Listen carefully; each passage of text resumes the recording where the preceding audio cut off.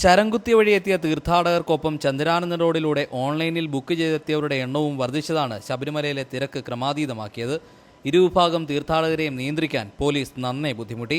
ചിലർ തിരക്കിൽപ്പെട്ട് വീഴുക കൂടി ചെയ്തതോടെ അപകടം മണത്ത ദ്രുതകർമ്മസേന നിയന്ത്രണം ഏറ്റെടുക്കുകയായിരുന്നു. വടം കെട്ടി ഒഴുക്ക് തടഞ്ഞതോടെ തീർത്ഥാടകരുടെ നിര മരക്കൂട്ടം വരെ നീണ്ടു. ഏറെ മണിക്കൂറുകൾ ക്യൂവിൽപ്പെട്ടവരും പോലീസും ഇതോടെ വിർച്വൽ ക്യൂവിനെ പഴി പറഞ്ഞു.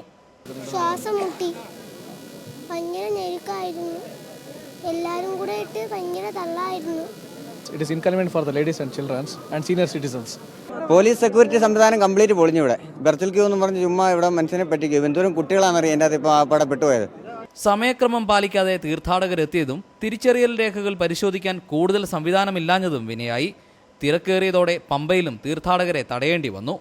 കഴിഞ്ഞ 2 ദിവസം 40,000 പേർ വീതം വെർച്വൽ ക്യൂ സംവിധാനത്തിലൂടെ സന്നിധാനത്തെത്തിയതെന്നാണ് പോലീസ് കണക്ക്. മണ്ഡലപൂജയ്ക്ക് 18 ദിവസം ശേഷിക്കെ തിരക്ക് ഇനിയും കൂടാനാണ് സാധ്യത. ഓൺലൈൻ വഴി ടിക്കറ്റ് ബുക്ക് ചെയ്തെത്തിയവരുടെ എണ്ണം കൂടിയതോടെ തിരക്ക് നിയന്ത്രിക്കാൻ ദ്രുതകർമ്മസേനയ്ക്കും ദുരന്ത നിവാരണ സേനയ്ക്കും രംഗത്തെത്തേണ്ടി വന്നു. തിരക്കിലാകപ്പെട്ട കുട്ടികൾ ഉൾപ്പെടെയുള്ളവരാണ് ഏറെ വലഞ്ഞത്. അതുകൊണ്ട് തന്നെ വിർച്വൽ ക്യൂ സമ്പ്രദായം ഇനിയുമേറെ പരിഷ്കരിക്കേണ്ടിയിരിക്കുന്നു. സന്നിധാനത്തു നിന്നും ക്യാമറമാൻ ജയപ്രകാശിനൊപ്പം ജോജറ്റ്.